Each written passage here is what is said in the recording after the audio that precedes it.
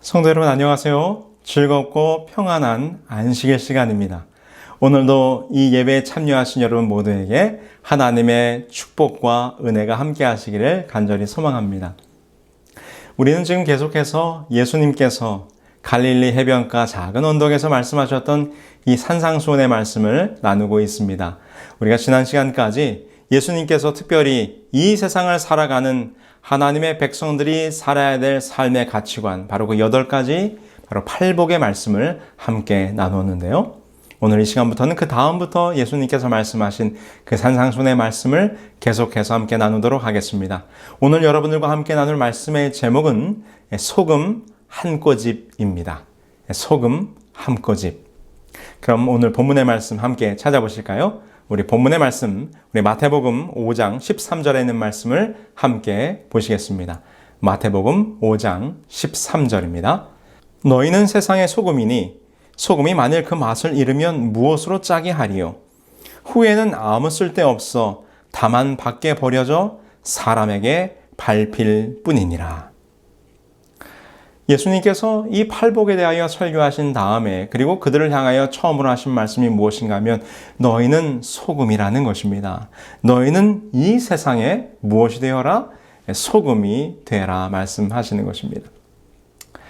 요즘이야 소금이 흔한 것이지만 소금은 고대 시대로부터 매우 귀중한 물건이었습니다. 왜냐하면 인간의 삶에 소금은 없으면 안 되는 것이었기 때문에, 꼭 필요한 것이었기 때문에.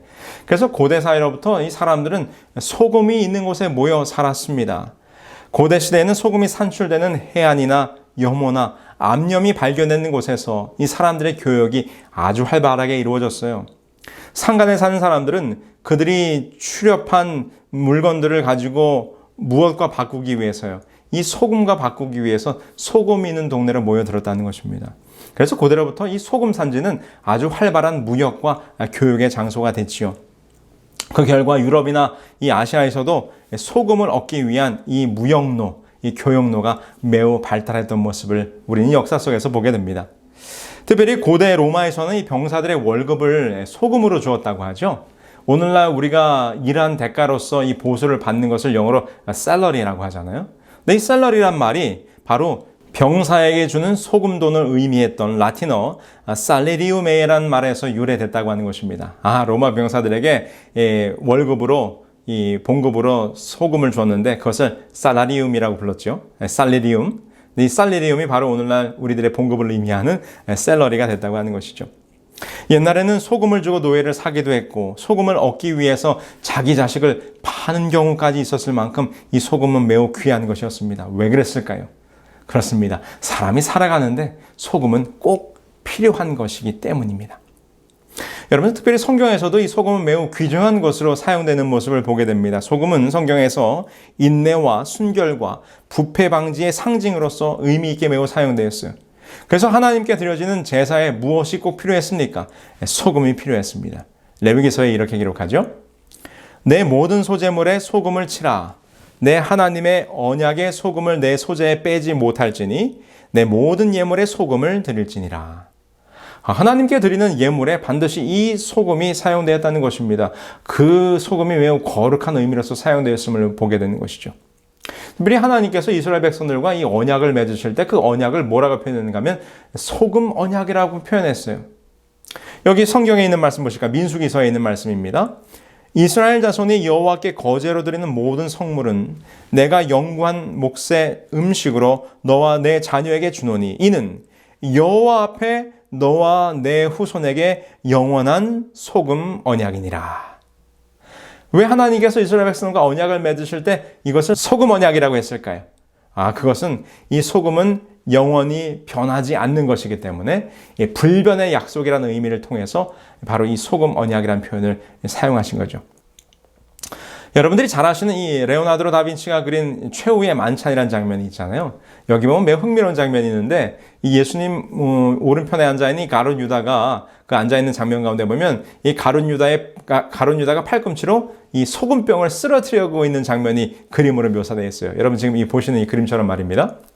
여러분 이것이 무엇을 의미하는 것인지 아십니까? 네, 가룟 유다가 예수 그리스도와의 약속과 언약을 어겼다라고 하는 것을 바로 이 레오나르도 다빈치가 그의 그림을 통해서, 무엇을 통해서요? 그 그림 속에서 이 소금 그릇을 엎어뜨린 장면으로 간접적으로 묘사를 하고 있는 것이죠.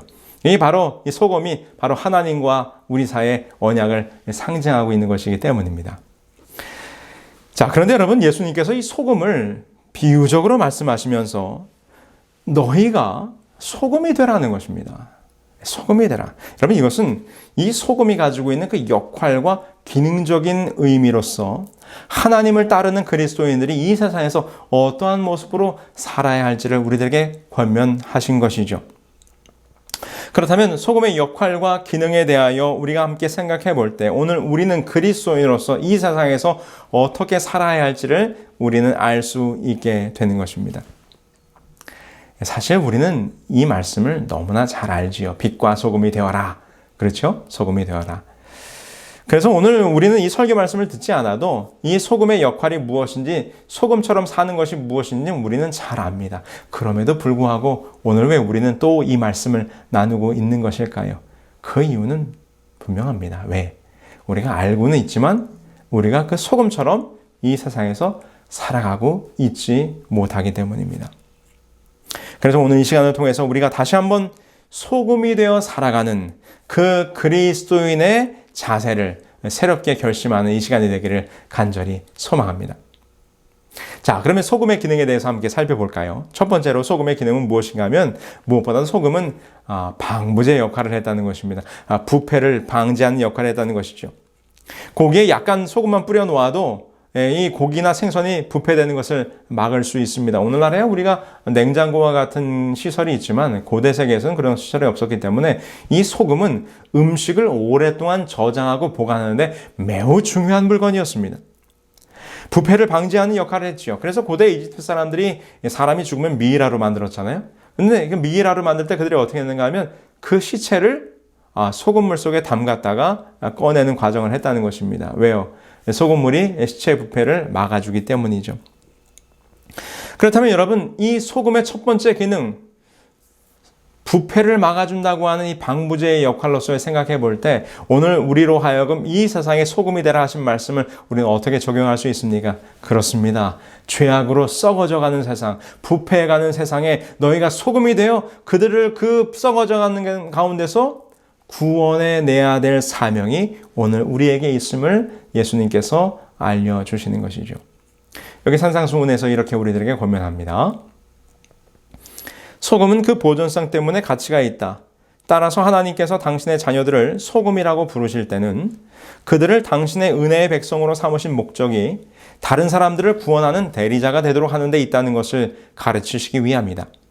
여호와께서 아브라함을 택하셨을 때 그 목적은 그로 하여금 단순히 하나님의 특별한 친구가 되게 하는 것으로 그치지 않고 당신께서 만민에게 주고자 하시는 특권을 전하는 통로가 되게 하기 위한 것도 있었다.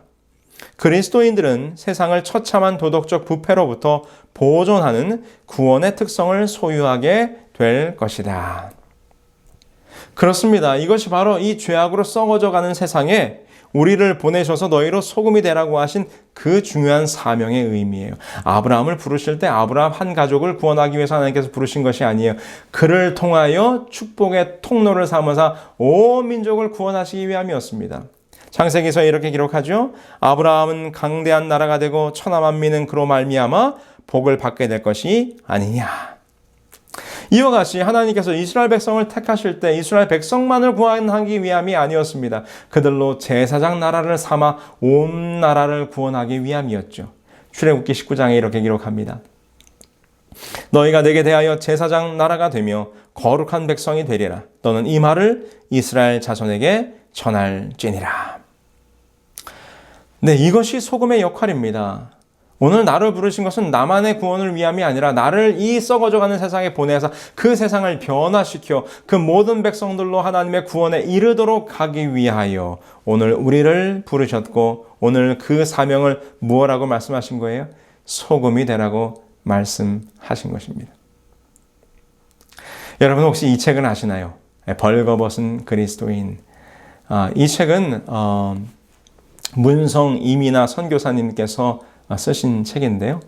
이분들이 이 파푸아 뉴기니 저 아주 오늘날도 그 원시 시대와 같은 그런 모습으로 살아가는 그런 민족이 있는 곳, 이 파푸아 뉴기니의 미히 부족이라는 곳에 가셔서 25년 넘게 그곳 백성들과 함께 거하시면서 그곳에서 복음을 증거하셨던 이야기를 담은 그런 내용이 담겨져 있습니다. 제가 그분의 간증의 여러 영상들을 제가 유튜브를 통해서도 보고, 그리고 이 책에 대해서도 제가 찾아보게 됐는데요. 그러면서 그 정말 문명화된 사회의 눈으로 볼 때 정말 미개한 모습으로, 정말 무지한 모습으로 본능에 의지해서 살아가는 이 파푸아 뉴기니의 미족 사람들에게 이 복음을 증거하는 놀라운 이야기가 담겨져 있어요. 여러분, 이 사람들이 얼마나 문명화되지 못했는가 하면 이 부족 가운데서 이 여성들은 인간으로 취급을 받지 못한다고 합니다. 그래서 한 남자가 여러 여자를 거느리고 사는 것은 매우 큰 자랑거리예요.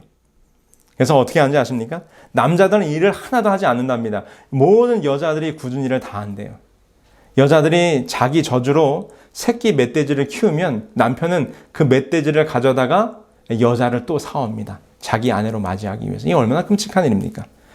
이 미희족 사람들에게는 죄라는 단어가 없답니다. 그 말이 무엇인가 하면 그들이 사용하는 단어 가운데 죄라는 말이 없대요. 그 말이 뭔가 하면 죄라고 하는 의식 자체가 없는 거예요. 그래서 남의 물건을 훔치는 것은 아무것도 아니에요. 남의 물건이 보이면 그냥 막 갖다 쓰는 것입니다. 거기다 특별히 이 민족은 오래전부터 식인 풍속이 있었다고 그래요. 지금은 물론 식인 풍속이 없어졌지만. 그래서 온갖 거짓말을 하고 음란과 마약과 여자들의 인권을 짓밟고 동물처럼 살아가는 이 사람들을 보면서 선교사 부부가 이들에게 복음을 증거하고 말씀을 가르치기 시작한 것입니다. 그러면서 그들이 언어가 없기 때문에 그들에게 언어를 만들어서 성경을 번역하여 성경을 읽게 하고, 그리고 그들에게 성경을 통해서 하나님의 백성으로 살아가는 삶의 자세들을 가르치기 시작합니다. 그랬을 때 어떤 일이 벌어졌을까요? 놀랍게도 그들이 변화하는 장면들을 보게 됩니다. 이 책에 보면 한 이야기가 소개되어 있어요. 이런 이야기가 소개되어 있습니다. 모로꼬로라고 하는 청년이 나오는데, 어느 날 이 모로꼬로가 길을 가다가 한 병을 줍게 됐어요. 근데 병에 보니까 누군가 이 강에서 금을 채취하기 위해서 이렇게 사금이라고 하죠. 물을 이렇게 해가지고 나온 사금. 그 사금을 모아놓은 병을 발견한 거예요. 그 속에 금가루들이 들어있는 것입니다. 근데 이 선교사님의 표현에 의하면 그것을 읍내에 갖다 팔면은 미화로 약 2,000달러가 넘을 만큼, 굉장한 돈이죠. 그 동네에서는. 2,000달러가 넘을 만큼 아주 귀중한 금을 발견했어요. 옛날 같았으면 이 미족 사람들은 그 주었기 때문에 그것이 자기 물건이라는 것입니다. 그래서 이 미족 사람들은 물건을 주면요, 주인이 나타나도 먼저 주운 사람이 임자라는 것입니다. 만약에 먼저 주인이 거기다 표시를 해놓은 게 놓으시면 그 표시를 다 지워버리고 자기 것이라고 주장하면 그만이에요. 그래서 이 사금을 주워왔을 때 그 모로꼬로 가족들이 야, 잘됐다, 우리 이거 서로 나눠 갖자, 그렇게 이야기를 했다는 것입니다. 그때 이 모로꼬라가 뭐라고 대답을 했는가, 이렇게 얘기했어요. 내가 이것을 여러분들 가족들과 나눠 가질 수 없다. 내가 이것을 주인에게 찾아줘야 된다. 그러니까 가족들이 이해를 못하는 것입니다. 무슨 소리냐, 이거 주운 사람이 임자인데 우리가 서로 나눠 갖자. 그러자 모로꼬로가 이렇게 얘기했어요. 남이 잃어버린 것을 가지고도 훔치는 것과 같다고 오데바나가 가르쳐 주었어요. 남의 잃은 것을 훔치는 것도 다른 사람의 물건을 훔치는 것과 똑같다고 오데바나가 가르쳐줬다고 이렇게 얘기하는 것입니다. 이 오데바나라는 말이 하얀 사람이란 뜻이에요. 그 원주민들이 보기에 이 한국 선교사들의 모습이 하였던 것 같습니다. 그러면서 그 말하기를 이것은 하나님의 계명을 어기는 것입니다. 저는 주인이 나타날 날까지 기다릴 거예요. 이렇게 이야기를 하더라는 것입니다. 25년과 그들과 함께 살면서 그 모든 부족 사람들이 변화되는 것입니다. 정직하려고 애를 쓰고 한 아내만 두고 말씀을 배우며 십자가를 통하여 천국에 대한 소망을 가지고 살아가는 백성들로 그들이 변화되는 것입니다. 그리고 무려 그 부족 가운데 142명에 되는 사람들이 침례를 받고 그것에 교회를 세우고 그들이 변화되는 모습의 이야기가 바로 이 책 속에 담겨져 있는 것이죠. 여러분, 우리가 이 문성 이민아 선교사님처럼 미개한 종족에게 가서 복음을 전할 수 있지는 못합니다. 그러나 우리가 살고 있는 삶의 자리에서, 우리가 함께 어울리는 사람들의 관계 속에서, 우리가 일하는 일터와 가정에서 그리스도인의 정직함과 성실함과 신실함과 그리고 내 것을 희생하는 작은 희생의 삶을 실천하게 될 때 우리 이웃들이 감동을 받게 될 것입니다. 그러므로 우리는 이 세상의 소금이 되어 죄악으로 썩어져가는 세상을 그 부패로부터 구원하는, 그리고 그들을 인도하는 역할을 우리는 감당하게 될 것입니다. 오늘 소금의 역할을 감당하며 실천하는 우리 각자의 모습을 통해 여러분들의 가정과 여러분들의 일터와 여러분들이 속한 교회가, 그 여러분들이 살아가고 있는 그 사회가 정말로 감동을 받아 하나님을 발견하는 놀라운 역사가 일어나게 되기를 간절히 소망합니다. 자, 소금의 두 번째 역할은 무엇입니까? 소금의 두 번째 역할은 맛을 내는 것입니다. 성경 욥기서에 보면 이 소금의 기능에 대해, 맛을 내는 기능에 대해서 아주 잘 설명하고 있어요. 아주 우리들이 공감할 만하게 설명을 하고 있습니다. 욥기서에 있는 말씀 제가 볼게요. 욥기서 6장 6절입니다. 싱거운 것이 소금 없이 먹히겠느냐? 닭의 알 흰자위가 맛이 있겠느냐? 욥기서에 아주 너무너무 잘 표현했죠? 소금 없이 어떻게 싱거운 것을 먹을 수 있겠느냐? 달걀의 흰자를 소금 없이 먹을 수 있겠느냐? 이렇게 말합니다. 우리나라 옛말에도 소금은 12가지 반찬을 만든다라는 표현이 있습니다. 그만큼 음식을 할 때 무엇이 귀하다는 것이에요. 소금이 꼭 필요하다는 것을 이야기하는 것이죠. 소금은 음식물 속에 녹아서 음식의 맛을 냅니다. 소금 없이는 먹을 수 없는 수많은 음식들 속에 소금이 들어가서 그 음식을 맛나게 만들어주는 것이죠. 그래서 여러분, 간이 맞지 않으면 사람들이 뭐라고 말하는가 하면 맛이 없다라고 이야기를 해요. 저는 종종 우리 교회 한 어르신과 함께 점심 식사를 하러 가곤 했습니다. 코로나가 있기 전에요. 근데 저희가 가는 식당은 꼭 정해져 있어요. 어느 식당 가면 미나리 식당이라고 하는 것이에요. 시카고에 있는 미나리 식당. 근데 그곳에 가면 그 어르신이 꼭 시키는 메뉴가 있습니다. 항상 그 메뉴를 먹었어요. 그 메뉴는 바로 대구 매운탕입니다.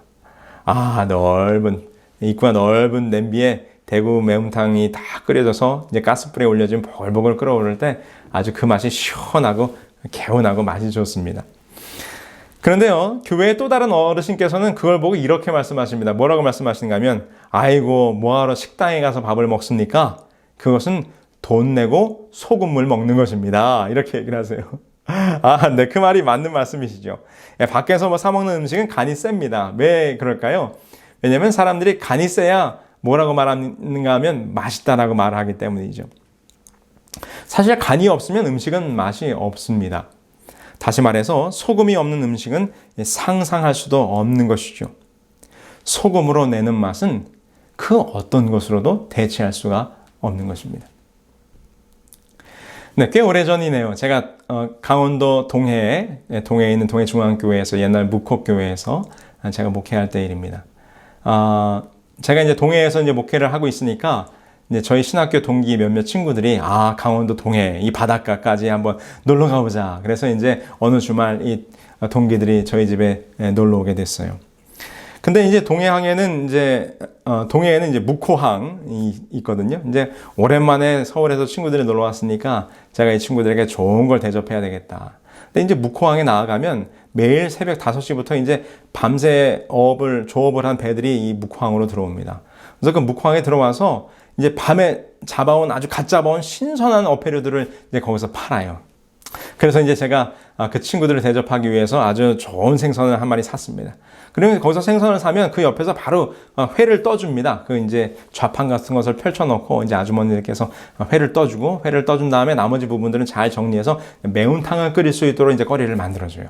제가 그것을 이제 일요일 아침에 일찍 나가서 사와가지고 친구들을 대접하는 것입니다. 저희가 이제 회를 잘 먹고, 그 다음에 이제 매운탕을 끓이게 됐는데, 사실, 저희 안 사람은 생선이나 고기를 먹을 줄 몰랐습니다.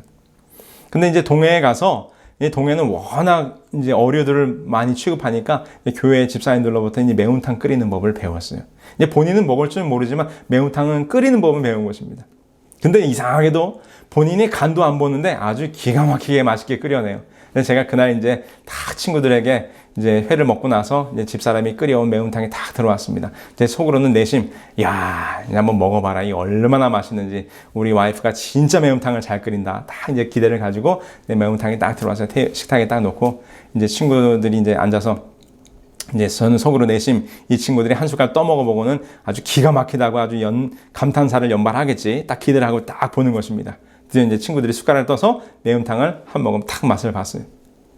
그런데 이제 친구 두 명이 왔는데 이 친구 두 명이 서로 아무 말도 안 하고 서로의 눈만 좀 말뚱말뚱 쳐다보면서 뭐라고 말을 안 하는 거예요. 저는 내심 야 기가 막히게 맛있다 뭐 어떻게 이렇게 요리를 잘하냐 이런 얘기가 나올 줄 알았는데 아무런 반응이 없는 것입니다.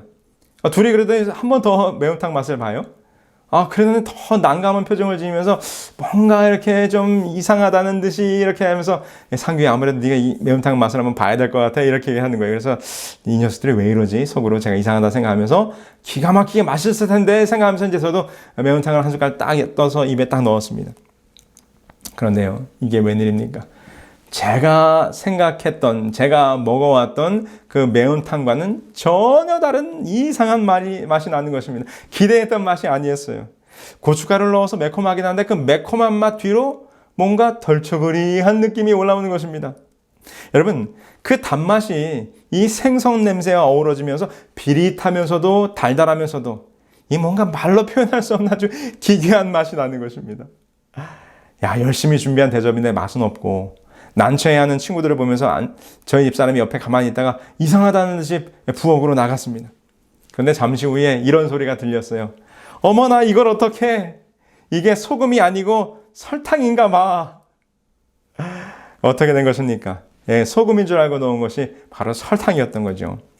본인이 생선을 먹질 않으니까 입으로 간을 보지 않고 이 양념통에 흰 가루가 있으니까 이것이 설탕인 줄 모르고 소금처럼 보이니 그것을 넣었던 것입니다. 여러분, 설탕으로 끓인 매운탕 한번 드셔보셨습니까? 여러분, 그 맛이 아주 기기묘묘합니다. 여러분, 무엇이 빠졌습니까? 소금이 빠졌습니다. 소금 한 스푼이 들어가지 않았을 뿐인데 그 음식이 제대로 맛을 내지 못하는 것입니다. 여러분, 이것이 우리 그리스도인들이 해야 될 두 번째 사명이에요. 소금처럼 하나님의 백성은 이 세상에 맛을 내는 사람들이 되어야 합니다. 살맛, 인생의 맛을 잃어버린 사람들에게 살맛, 인생의 맛을 찾아주는 사람들이 되어야 합니다. 남편은 아내에게, 아내는 남편에게, 부모는 자녀에게, 자녀는 부모에게, 목사는 성도님들에게, 성도들은 목사에게, 사장은 사원들에게, 사원들은 사장에게 인생의 맛을 찾아주어야 합니다. 이것이 바로 그리스도인들이 감당해야 될 소금의 두 번째 사역이에요. 인생의 참 맛을 내주는 사람.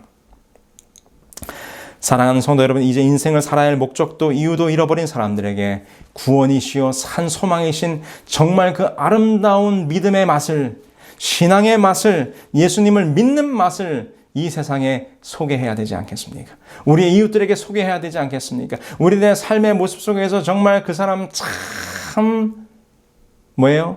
매력적인 사람이야. 씹을수록 정말 고기는 씹을수록 맛이 난다 그랬죠? 그처럼 그 사람 참 만날수록 진국이야. 그 사람이 예수를 믿는 사람이기 때문이야. 정말 여러분, 우리들이 살아가는 삶의 현장에서, 삶 속에서 우리가 작은 친절로, 따뜻한 미소로, 한마디의 격려와 칭찬으로, 그리고 진심을 담은 전화 한 통으로 문자나 카카오톡을 보내는 안부 메시지를 통해서 우리의 이웃들에게, 우리의 가족들에게, 우리의 교우들에게, 우리의 주변의 사람들에게 정말 인생의 맛을, 예수 그리스도의 맛을 증거하는 우리 모두가 되어야 하지 않겠습니까? 이것이 바로 소금으로서 살아가는 그리스도인들의 두 번째 삶의 모습입니다. 그런데 성도 여러분, 그 소금이 맛을 잃어버리면 어떻게 되나고 성경은 기록하고 있습니까? 다시 한번 예수님의 말씀을 보실까요? 너희는 세상의 소금이니 소금이 만일 그 맛을 잃으면 무엇으로 짜게 하리요? 후에는 아무 쓸데없어 다만 밖에 버려져 사람에게 밟힐 뿐이니라. 소금이 맛을 잃는다. 여러분 상상할 수 있을까요? 엄격히 말하면 과학적으로는 소금은 절대로 짠맛을 잃어버릴 수가 없습니다. 제가 화학에 대해서는 잘 모르지만 이 소금은 염화 나트륨, 이것이 완전한 화합물이기 때문에 이 짠맛이 사라질 수가 없다 그래요. 근데 어떻게 소금이 맛을 잃을 수 있을까요? 그것은 당시에 팔레스틴 지역에서 소금을 구하는 방법을 조금 살펴보면 예수님께서 왜 이렇게 말씀하셨는지를 이해할 수 있습니다. 당시에 팔레스틴 지역의 사람들은 이 소금을, 그러니까 바닷물을 증발시켜서 얻는 이 천일염을 통해서 소금을 얻은 것이 아니라 이 소금기가 있는 늪지나 아니면 이런 습지 가운데서 이 소금을 얻었다고 하는 것입니다. 그래서 이 염분이 포함되어 있는 늪지에 있는 이 흙이나 이런 것들을 캐가지고 거기에서 이제 불순물을 제하고 짠맛이 남도록 해서 소금을 얻었다고 하는 것이죠. 근데 문제는 오히려 이 불순물을 제할 때 뭐가 더 많이 빠져나가요? 소금은 더 물에 잘 녹기 때문에 소금기가 더 먼저 빠져나간다고 하는 것입니다. 그렇게 하다 보니까 이 늪지나 이런 염분 늪지에서 구한 소금은 맛이 거의 없어요. 거의 쓸모없는 그런 것이 된다고 하는 것이죠. 그래서 오늘날에도 이스라엘은 아직도 맛을 잃은 소금이 이 평평한 지붕의 흙을 더 단단하게 하기 위해서 거기에 많이 뿌려진다고 하네요. 산상수훈에서도 이 버려진 소금에 대해서 이렇게 설명하고 있습니다. 사람들은 그리스도의 말씀을 듣는 동안 맛을 잃어 쓸데없이 되었기 때문에 내어버림을 당한 흰 소금이 길바닥에서 반짝이고 있는 것을 볼 수 있었다. 그것은 바리새인들의 상태와 그들의 종교가 사회에 미치는 영향을 잘 나타내었다. 그것은 하나님의 은혜의 능력이 떠난 모든 사람들의 생애와 냉랭하고 그리스도가 없는 상태에 놓인 사람들의 생애를 나타낸다. 그 신앙 고백이 어떠하든지 간에 사람들과 천사들은 이런 사람을 맛이 없는 불쾌한 존재로 생각한다. 맛을 잃으면 싱겁게 되죠. 소금이 맛을 잃으면 아무리 소금이라고 해도 소용이 없는 것과 마찬가지로 그리스도인이 자신의 본질의 특성을 잃어버리면 우리가 내 입으로 아무리 그리스도인이라 할지라도 우리는 이 세상에서 그리스도인으로서 인정받지 못하는 것입니다. 예수님 보시기에 그리스도인이라고 볼 수 없는 사람으로 살아가게 된다는 것이죠. 여러분 여기 성경에 보면 예수님께서 맛을 잃었다라고 표현했잖아요. 근데 맛을 잃었다라고 하는 이 헬라어의 의미는 어떤 뜻인가 하면 어리석게 되었다라는 그런 의미예요. 어리석게 되었다. 다시 말해서 맛을 잃은 소금은 길바닥에 버리어 사람에게 어떻게 되는 것입니까? 사람에게 짓밟히게 되는 것입니다. 다시 말하여 그리스도인들이 어리석게 되면 사람들로부터 짓밟힘을 당한다고 하는 것입니다. 이 짓밟힘을 당한다는 것은 무엇인가? 바로 어리석은 자가 당하게 될 심판을 의미하는 말이에요. 성경 잠언은 이렇게 기록합니다. 어리석은 자의 퇴보는 자기를 죽이며 미련한 자의 안일은 자기를 멸망시키려니와. 어리석은 자는 어떻게 된다고요? 자기를 죽이게 되는 일이라고요. 여기 한 말씀을 더 보겠습니다. 심판은 거만한 자를 위하여 예비된 것이요 채찍은 어리석은 자의 등을 위하여 예비된 것이니라. 네, 심판과 채찍이 바로 이 거만하고 어리석은 자들을 위해서 예비되었다라고 성경은 기록하고 있는 것입니다. 여러분, 맛을 잃은 자들, 그것은 무엇인가? 어리석게 된 그리스도인들. 겉은 그리스도인처럼 보이지만 그리스도인의 역할을 하지 못하는 사람들에게는 무엇이 주어진다는 것입니까? 심판이, 채찍이, 자기를 죽이는 그런 무서운 심판이 이 어리석은 자에게 주어진다고 하는 것입니다. 여러분, 우리는 어리석은 그리스도인이 되지 말아야 되겠지요. 맛을 잃은 그리스도인이 되지 말아야 되겠지요. 오늘 이 예수님의 말씀의 교훈에 따라 정말 오늘 나는 어리석은 그리스도인인가 아니면 참된 그리스도인인가를 다시 한번 돌아보시게 되길 바랍니다. 근데 여러분, 중요한 포인트는 소금이 있다고 할지라도 그 소금이 역할과 기능을 하려면 소금은 어떻게 되어야 합니까? 소금이 어떻게 되어야 되는가 하면 옛날에 우리 어르신들의 속담에도 이런 말이 있죠. 부뚜막에 소금도 어떻게 해야 되나 짜다고요? 부뚜막에 소금도 넣어야 짜다. 이게 무슨 말입니까? 소금으로서의 기능, 부패를 방지하는 기능, 맛을 내는 기능, 이 두 역할을 감당하기 위해서는 소금이 들어가야 한다는 것입니다. 그 음식 속에 녹아져 들어가야 합니다. 사실 지금 예수님께서 이 소금이 되라고 하신 말씀은 이제 팔복의 말씀이 끝난 다음에 처음으로 하신 말씀이잖아요. 근데 여러분, 팔복의 마지막 말씀이 무엇이었습니까? 의를 위하여 핍박을 받은 자. 우리가 세상으로부터 핍박을 받을 것이라는 것입니다. 그렇다면 여러분, 우리가 예수님을 믿는다는 이유 때문에 세상으로부터 핍박을 받으면 우리는 세상을 떠나서 살아야 합니까? 어디 시골에 들어가서 살아야 합니까? 핍박을 피하여 살아야 합니까? 예수님은 그렇지 않다고 말씀하시는 거예요. 뭐라고 말씀하시는가? 그들은 박해나 기타 이유 때문에 사회로부터 물러설 수 없으며 너희가 소금이 되어 그 동료들 가운데, 그 세상 가운데로 들어가서 그들과 함께 어울려 있는 그 자리에서 그리스도인으로서의 모습, 소금의 기능을 다해야 된다라고 우리들에게 권면하고 있는 거예요. 시대의 소망에 보면 이렇게 말씀을 주고 있습니다. 너희는 세상의 소금이라고 예수님께서 말씀하셨다. 핍박을 면하기 위하여 세상에서 물러가지 말라. 그대는 하나님의 사랑의 향기가 소금처럼 세상이 부패하는 것을 막을 수 있도록 사람들 가운데 거해야 한다. 세상에서 물러가는 사람들이 아니라 그 세상으로 들어가서 사람들 가운데 거하라는 것입니다. 그래서 이 소금의 역할에 대해서 이 마가복음에서 이렇게 아주 설명하고 있어요. 말씀 보실까요? 소금은 좋은 것이로되 만일 소금이 그 맛을 잃으면 무엇으로 이를 짜게 하리요? 너희 속에 소금을 두고 서로 화목하라 하시니라. 마가가 이 마태복음에 기록된 말씀을 똑같이 그의 마가복음에 기록하면서 뭐라고 이야기하고 있어요? 소금의 기능과 역할을 다하기 위해서 우리가 해야 될 것은 어떻게 하라고요? 다른 사람들과 화목하라는 것입니다. 화목하라. 그들과 함께 거하라는 것입니다. 그들 가운데서 화목을 이루라는 거예요. 여기 산상수훈에 이렇게 말씀 주십니다. 소금은 첨가되는 물질과 섞여져야 한다. 그것은 또 보존의 역할을 다하기 위해 첨가물을 뚫고 들어가 그것을 절여야 한다. 이와 같이 사람들이 구원하는 복음의 능력과 접촉하는 것은 개인적인 만남과 교제를 통해서 이루어진다. 그들은 집단이 아닌 개인으로 구원을 얻는다. 개인의 감화는 일종의 능력이다. 그러므로 우리는 유익을 주고 싶은 사람이 있으면 그들과 밀접한 관계를 가져야 한다. 그렇습니다. 사람들과 어울려서 그들과 관계를 맺고 그 관계 속에서 우리는 소금의 역할을 다해야 한다는 것입니다. 여러분, 그렇다면 우리가 소금으로서의 역할을 다할 때 그것이 우리들의 삶의 모습에서 어떤 모습으로 드러나게 될까요? 세상의 사람들과 어울려 그 안에서 하나가 되고 그들과 화목하여 썩어져가는 세상을 구원하고 그들에게 삶의 맛을 내주는 그 소금의 맛이란 도대체 우리들의 삶의 모습에서 어떻게 드러나는 것일까요? 여기 산상수훈에서는 아주 그것을 구체적으로 이렇게 설명하고 있습니다. 사랑은 마음을 가득 채울 때 다른 사람들에게로 흘러가게 될 것이다. 그들은 그들로부터 받은 호의 때문이 아니라 사랑의 본질이 원래 활동하는 것이기 때문에 사랑은 품성을 개조하고 충동을 억제하며 적의를 제거하고 애정을 고상하게 해준다. 이 사랑은 우주와 같이 넓으며 천사들의 그것과 조화를 이룬다. 마음 가운데 사랑을 간직하면 그것은 온 생애를 즐겁게 해주고 온 누리를 그 고유의 행복으로 덮어준다. 우리로 세상의 소금이 되게 할 수 있는 것은 이 사랑, 바로 이 사랑뿐이다.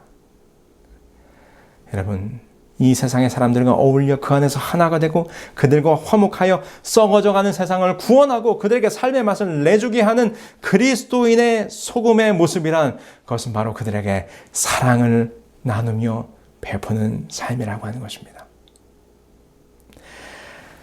여러분, 우리가 잘 아는 많이 들어보셨을 거예요. 사랑의 조미료라고 하는 글이 있습니다. 제가 그 글을 좀 다시 한번 읽어드릴게요. 여보, 이 항아리 속을 절대 봐선 안 돼요.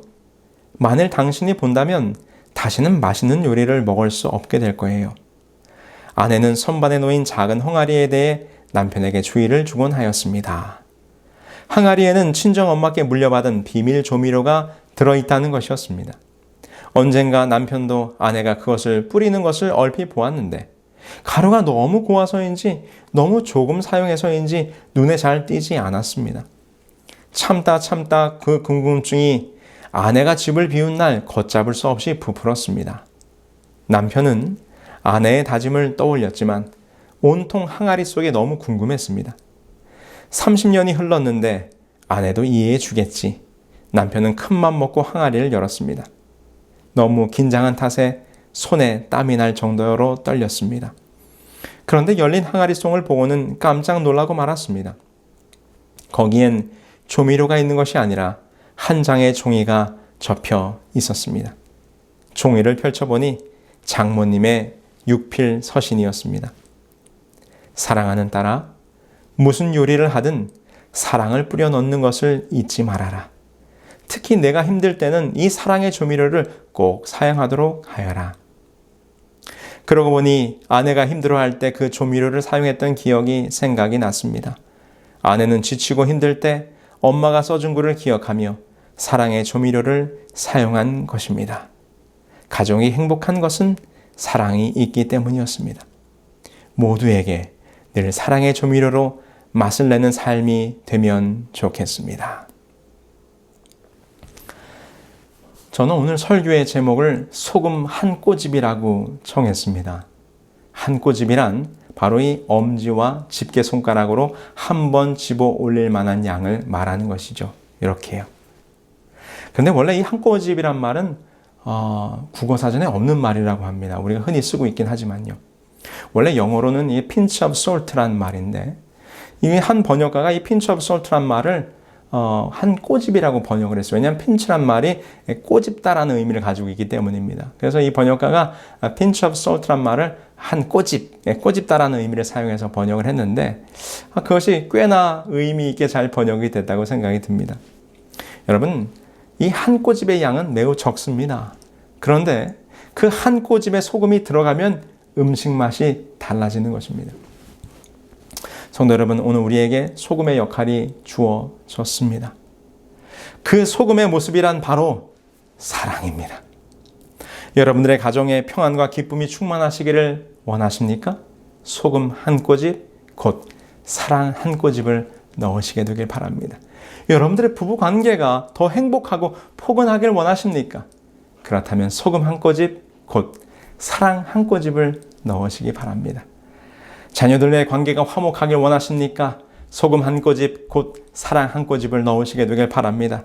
여러분들의 일터가 즐겁고 활기차기를 원하십니까? 소금 한 꼬집, 곧 사랑 한 꼬집을 넣으시게 되길 바랍니다. 여러분들이 만나는 사람들과 좋은 관계와 신뢰할 만한 관계를 맺기를 원하십니까? 그렇다면 소금 한 꼬집, 바로 사랑의 한 꼬집을 넣으시게 되길 바랍니다. 여러분들의 친구들을 그리스도에게로 인도하고 싶으십니까? 소금 한 꼬집, 사랑 한 꼬집을 넣으시길 바랍니다. 여러분들의 이웃들에게 예수 그리스도를 증거하고 싶으십니까? 그들에게 소금 한 꼬집, 곧 여러분들의 사랑의 한 꼬집을 전해주시길 바랍니다. 오늘 우리들의 교회가 아름다운 믿음의 공동체가 되기를 원하십니까? 그렇다면 오늘 우리들의 교회에 우리들 각자가 소금 한 꼬집, 사랑 한 꼬집을 넣으시기 바랍니다. 너희는 세상의 소금이라. 이렇게 말씀하신 예수님의 말씀에 따라 여러분들이 어디 계시든지 무엇을 하시든지 바로 소금 한 꼬집과 같은, 그래서 사랑을 나누시는 우리 모두가 되기를 간절히 소망하면서 오늘 말씀을 줄이겠습니다.